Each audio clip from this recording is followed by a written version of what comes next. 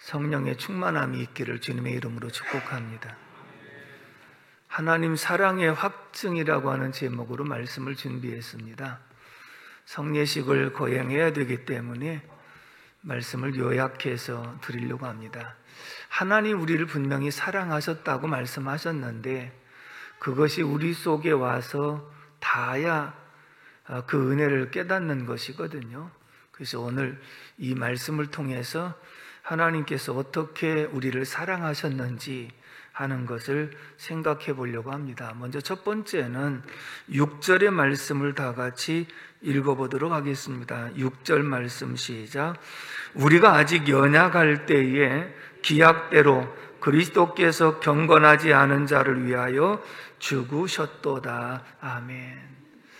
첫 번째는 따라서 합시다. 하나님은 우리가 연약할 때 사랑하셨다. 우리가 연약할 때라고 하는 이 원문의 뜻을 보면 우리가 하나님을 알지 못할 때, 그 말은 죄와 허물로 죽었을 때, 그리고 본질상 진노의 자녀였고 세상 풍속을 따랐으며 마귀의 종 노릇을 하고 있을 때, 여러분 부모의 사랑은 끝이 없다고 그러지요. 자식이 말을 안 들음에도 불구하고 사랑하고, 또 예쁜 짓을 할 때도 사랑하고, 언제든지 변함없이 사랑하는 것인데 사람들의 사랑은 조건적인 사랑입니다. 그런데 하나님의 사랑은 무조건적인 사랑인데, 우리가 하나님을 알지 못할 때도 하나님 우리를 사랑하셨고, 우리가 죄인 되었을 때도 하나님 사랑하셨고, 하나님을 허물과 죄로 죽어서 관계가 끊어졌음에도 불구하고 하나님 우리를 사랑하셨다고 말씀하고 있는 줄로 믿습니다. 근데 하나님이 우리를 사랑할 때 맹목적인 사랑이 아니라, 따라서 합시다, 기약대로 사랑하셨다는 이 말씀은 약속대로. 그래서 예수님을 이 땅에 보내실 때 때가 참에 보내셨다. 하나님이 약속하신 때가 되매 이 땅에 예수님을 보내셨다. 그렇게 말씀을 하고 있지요. 그러니까 하나님 우리를 사랑하신 것은 하나님의 세상을 이처럼 사랑하사 독생자를 주셨으니, 하나님은 보내시는 사랑, 아들을 죽는 데까지 내어주는 사랑, 예수님은 죽기까지 하신 사랑. 어떻게 우리가 연약할 때, 하나님을 알지 못할 때, 하나님에게서 떠나 있을 때도 불구하고 우리를 변함없이 사랑해 주신 사랑인 줄로 믿습니다. 오늘 우리는 구원은 하나님의 은혜로, 선물로 거저 받았다고 그렇게 말을 하지요. 그러면 이 구원의 선물이 공짜로 받았으니까 가치가 없느냐? 아니에요. 그 가치를 환산할 수가 없기 때문에 우리에게 거저 주신 것이에요. 부모의 사랑을 하늘보다도 높다고 그러고 바다보다 깊다고 그래요. 근데 하나님의 사랑은 어떻습니까? 찬송가의 가사에 보면 이 하늘을 두루마리 삼고 바다를 먹물 삼아갖고 하나님의 사랑을 기록해도 다 기록할 수가 없다고 말씀을 하고 있지 않습니까? 그만큼 이 하나님의 사랑은 무한한 사랑인데, 우리가 그 하나님의 사랑을 공짜로 받았다? 그러니까 가치가 없느냐? 아니에요. 너무나도 무한한 가치가 있어요. 그러면 이 하나님의 구원의 선물을 우리에게 주시기 위해서 예수님이 이 땅에 보내셨고, 예수님 공생의 사역에 정말 마구간에 탄생하시고 가난한 목수의 집안에서 성장하시고, 그리고 가진 수모와 여러 가지 고난을 겪으시면서 마지막에 누가복음 9장 51절에 예루살렘에 올라가기로 굳게 결심하시고, 변화산에서 모세와 엘리야가 나타나서 예루살렘에 가서 별세하실 것을 말씀할세 예수님은 그 약속의 말씀대로 예루살렘에 올라가기로 결심하고 오늘 종려주일에 예루살렘에 입성을 하십니다. 지금 죽을 것을 알고도 예루살렘에 들어가셨고, 그리고 마지막 겟세마네 동산에서 하나님 앞에 기도하기를, 아버지여 이 잔을 내게서 옮기올 수 있으면 옮겨 주시옵소서. 그러나 나의 원대로 마옵시고 아버지의 원대로 되길 원합니다 하고 기도하시면서 십자가를 지는 것이 하나님의 뜻인 것을 알고 그리고 십자가를 지십니다. 다시 말하면 예수님의 이 십자가의 고난이라고 하는 것은 말할 수 없는 이 고통이고 아픔인데 우리에게 구원의 선물을 거저 주시기 위해서 이 선물을 준비하고 만드는 과정이 사랑덩어리로 만들어진 거예요. 그래서 이것을 값으로 환산할 수 없기 때문에 우리에게 선물로 주신 줄로 믿습니다. 언제? 우리가 아직 연약할 때, 하나님을 알지 못할 때 하나님께서 우리를 사랑하사 이렇게 독생자를 허락해 주신 줄로 믿습니다.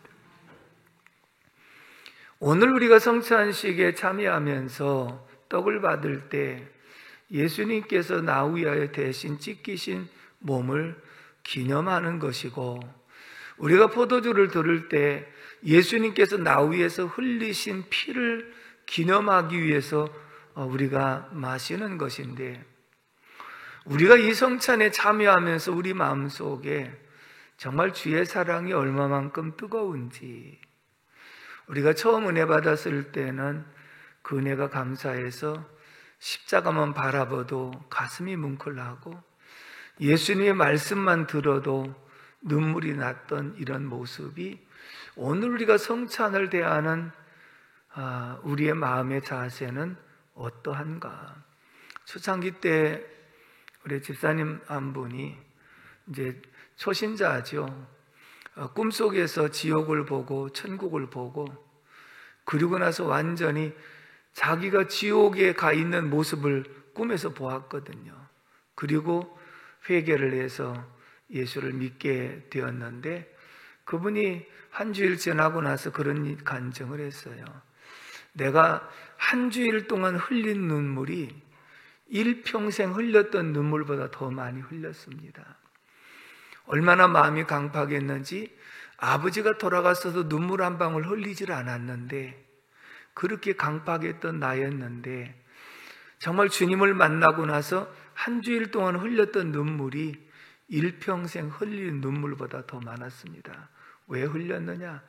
나 같은 죄인을 위하여 주님이 대신 십자가에 지셨다고 하는 이 사실이 너무도 커서, 왜냐하면 자기가 지옥 가 있는 모습을 직접 꿈속에서 보았는데 이곳에서 나를 건져달라고 외치고 그래도 정말 꿈쩍도 하지 않던 상황 속에서 예수님께서 건져내서 구원해 주셨다는 이 사실이 믿어지는 순간에 말할 수 없는 눈물이 쏟아지기 시작을 해서 앉으나 서나 길을 가나 계속 감사의 눈물이 솟아나왔다. 오늘 우리들도 주님을 처음 만났을 때 이런 감사와 감격과 눈물이 있었지요. 그런데 오늘 우리의 신앙의 모습은 과연 어떠한지. 그러나 하나님께서 이 성찬은 은혜의 방편으로 주셨다 그랬거든요. 그러므로 우리가 다시 한번 주님의 은혜를 생각하고 잃어버렸던 처음 사랑을 회복하는 계기가 되기를 주님의 이름으로 축복합니다. 두 번째 8절의 말씀을 다 같이 읽습니다. 8절 말씀 시작. 우리가 아직 죄인 되었을 때에 그리스도께서 우리를 위하여 죽으심으로 하나님께서 우리에 대한 자기의 사랑을 확증하셨느니라. 아멘. 따라서 합시다. 하나님은 우리가 죄인 되었을 때도 사랑하셨다. 여기서 죄인 되었을 때는 원죄로 인해서 전적으로 타락하고 전적으로 부패된 모습을 말하고 있거든요. 우리의 힘으로 능으로도 전혀 죄사함 받을 수 없고 구원함을 얻을 수 없는, 소망이 없는 절망적인 상태를 말하고 있는 거예요. 자, 사람은 조건적인 사랑이기 때문에 나에게 잘하는 사람을 내가 사랑하고 그래도 내가 도와주면 뭔가 좀 보답할 거라고 하는 기대감 속에서 사랑을 할 수도 있고 그렇습니다만은, 주님은 우리가 죄인 되었을 때 전혀 소망이 없고 하나님을 알지도 못하고 하나님에게서 떠나 사는 이러한 모습일 때도 바로 하나님은 우리를 사랑하셨다. 어떻게 사랑하셨느냐? 그리스도께서 우리를 대신하여 죽으심으로써 그 사랑에 대한 것을 확실하게 증명해 주셨다. 이것이 바로 확증이라는 것이죠. 여러분, 하나님의 세상을 이처럼 사랑하사 독생자를 주셨으니 말로만 사랑하신 것이 아니라 하나님은 보내시는 사랑, 어디까지? 아들을 죽는 데까지 보내시는 사랑. 아들을 죽는 데 내어줬으면 내가 너희들에게 안 준 것이 무엇이 있겠느냐? 모든 것을 다 준 것이다. 하나님 보내시는 사랑. 예수 그리스도는 우리의 죄를 담당하시고 말할 수 없는 수모와 고통과 고난 속에서 십자가에 죽기까지 하신 사랑. 그 사랑이 오늘 우리에게 대하여 그 사랑한다는 말을 확실하게 증명해 주신 줄로 믿습니다. 미국의 젊은 선교사 한 분이 오래전에 일본에 파송이 돼서 일본에 도착하고 선교지로 부임하기 위해서 저녁 배를 탔는데 그날 저녁에 폭우가 쏟아지고 바람이 좀 많이 부는 그런 상황 속에서 배를 타고 지금 부임지로 이동을 하는 상황이었습니다. 일본의 영혼을 위해서 기도하고 잠자리에 들었는데 자다가 뭔가 좀 이상한 낌새가 있어서 일어나 보니 배가 기울어지고 있었습니다. 그래서 구명조끼가 있어가지고 그것을 입고 가판 위로 올라갔더니 배가 많이 기울어져서 금방 침몰할 것 같은 그런 상황을 만났습니다. 근데 일단은 이제 구명조끼를 입어서 있는데 이제 침몰하면서 옆에 할머니 한 분이 구명조끼를 입지 않은 가운데서 물에 빠져서 허우적거리는 그러한 모습을 발견합니다. 뭐 지체할 시간도 없이 얼른 자기 구명조끼를 벗어가지고 할머니한테 입혀드리면서 할머니, 만약에 할머니가 구출되고 살아나신다면 사람들에게 이 말씀을 꼭 전해 주십시오. 그것이 선교사가 처음이자 마지막 사람에게 복음을 전한 그런 내용이었어요. 무슨 내용이냐면 할머니가 살아난 것은 나는 예수님을 알지 못하지만 나를 위해서 대신 구명조끼를 벗어서 입혀주고 그 청년은 죽었는데 예수님께서 우리를 대신하여 구명조끼를 입혀주시고 죽으셨다고 한다. 그래서 그 예수를 믿으면 영생을 얻게 되는 것이다 라고 말씀을 했어요.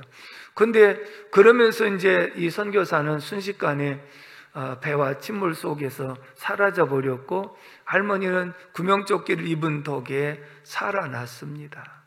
할머니가 곰곰이 생각하면서 그 청년이 얼마나 고마운지, 그래서 만나는 사람마다 간증을 하고 복음을 전하기 시작합니다.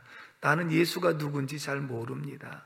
그런데 내게 마지막으로 구명조끼를 입혀주고 나를 살려준 그 청년이 하는 말이, 그 예수님은 우리를 대신하여 죽으시고 구명조끼를 입혀주신 분이 예수님이라고 합니다. 그 예수님을 믿을 때 영생을 얻습니다. 그런데 이 말을 전하는 모습이 어떠냐면 눈가에는 눈물이 글썽글썽 하면서 자기를 대신하여 죽은 청년을 생각하니까 너무 감사한 거지요. 그런데 그 청년이 죽으면서까지 전했던 이 복음이 받아들여진 거예요. 그래서 내가 정말 나를 대신하여 예수님께서 십자가에 못 박혀 죽으신 이 사건이 믿어진 거예요. 그러므로 열심히 다니면서 복음을 전하는 전도자가 된 거예요. 선교사는 하늘에 썩어지는 미랄이 되었고, 그래서 선교지에 부임을 해서 오직 한 사람에게 복음을 전했는데 그 한 사람의 복음을 전해 듣고 많은 사람들에게 복음을 증거해서 복음의 많은 열매가 맺힌 줄로 믿습니다. 여러분, 예수님께서 십자가에 죽으셨다고 하는 사실이 우리가 이렇게 실감하게 깨달아지고 믿어진다면 우리 속에 있는 이 복음을 많은 사람들에게 증거해야 되는 줄로 믿습니다. 그러므로 우리가 연약할 때도 하나님 우리를 사랑하셨다. 우리가 아직 죄인 되었을 때에도 그리스도께서 우리를 대신하여 죽으심으로 하나님이 우리를 사랑한다고 하는 그 사실에 대하여 확실하게 증명해 주셨다. 이것을 분명하게 말씀을 하고 있는 줄로 믿습니다. 마지막에 세 번째 10절의 말씀을 다 같이 읽겠습니다. 10절 말씀 시작.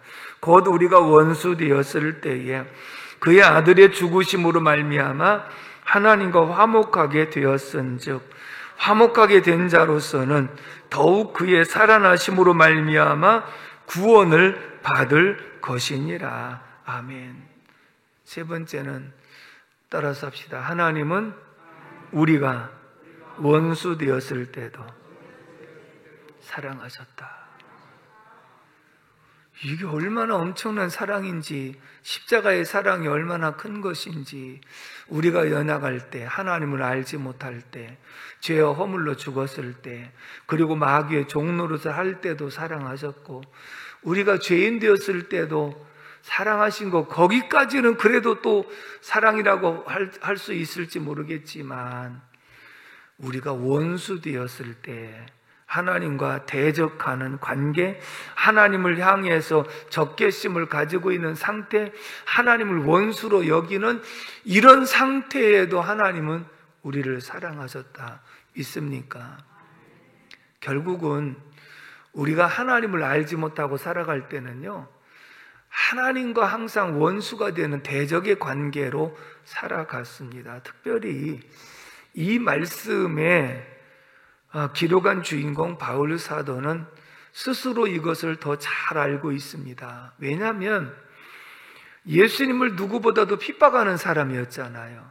그래서 예수 믿는 사람들을 잡아다 죽는데 내어주려고 대제사장들의 공문을 받아서 다메섹으로 내려갑니다. 살기가 등등하고 그리고 기세가 등등한 가운데 내려갑니다. 예수 믿는 사람들 잡아다가 매를 때리고 감옥에 가두고 심지어는 죽이기도 하고 이러면서 예수 믿는 사람을 핍박하는 것이 주님을 핍박하는 것이기 때문에 주님과 원수된 그런 관계로 살아갔습니다. 그런데 빛으로 오신 부활의 주님이 이 사울과 일행에게 비추어서 빛 때문에 모두가 다 엎드러진 상황 속에서 오직 사울에게만 말씀이 들립니다. 사울아 사울아 네가 어찌하여 나를 핍박하느냐? 주여 니시오니까 내가 핍박하는 나사렛 예수시니라. 할렐루야. 그 말 한마디에 지금 바울은 어떤 관계냐면 하나님과 원수된 관계예요.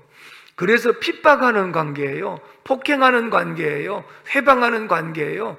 그리고 자신은 하나님을 믿는다고 하면서도 예수를 인정하지 않았기 때문에 죄인 중에 괴수의 관계예요.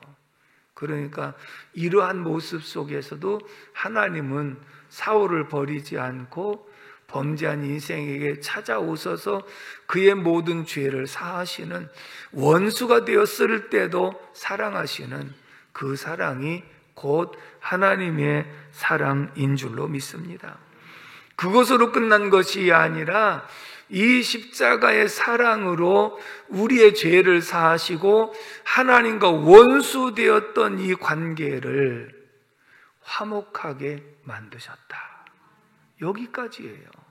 그러면 오늘 이 말씀을 통해서 다시 한번 우리가 생각할 수 있는 것은 무엇이냐면 하나님의 사랑 그리고 구원의 선물, 결단코 값싼 것이 아니라 값으로 환산할 수 없는, 세상의 어떤 사랑과 비교할 수 없는 그 사랑을 우리에게 허락해 주신 줄로 믿습니다. 이 사랑의 선물을 준비하시는 과정에 예수님께서 채찍에 맞아 몸이 찢기시고 십자가에 못 박혀 그 모든 피와 물 한 방울 남기지 않고 다 쏟아주시고 마지막 우리가 버림받아야 될 그런 절규를 주님이 대신 절규하시면서 결국 십자가로서 이 사랑을 완성하시고 구원을 완성하셔서 우리에게 그 선물을 공짜로 거저로 주신 줄로 믿습니다. 그래서 그 주님을 내가 믿고 원수되었던 하나님과 나와의 관계를 화목하게 하사 하나님의 자녀의 권세를 누리게 하셨다고 하는 것이 오늘 핵심적인 요지의 말씀인 줄로 믿습니다. 오늘 우리들이 이 말씀을 통해서 성찬에 참여하면서 그 사랑이 다시 회복하기를 주님의 이름으로 축복합니다. 기도하겠습니다. 고마우신 아버지 하나님, 은혜와 사랑을 진심으로 감사를 드립니다. 종려주일에 하나님 말씀을 통하여 하나님께서 우리에게 대한 사랑을 어떻게 확증하셨는지 알게 도와주시니 감사합니다. 우리가 연약할 때도 사랑하셨고 우리가 죄인 되었을 때도 사랑하셨고 하나님과 원수 되었을 때도 변함없이 사랑해 주었던 그 사랑이 오늘 우리에게 선물로 다가와 예수를 영접하고 구원받은 하나님 자녀가 되게 하심을 감사합니다. 오늘도 성찬에 참여하면서 마음속에 주의 사랑과 십자가의 은혜를 깊이 간직하는 복된 시간 되게 하여 주옵소서. 감사하고 예수님의 이름으로 기도 올리옵나이다. 아멘.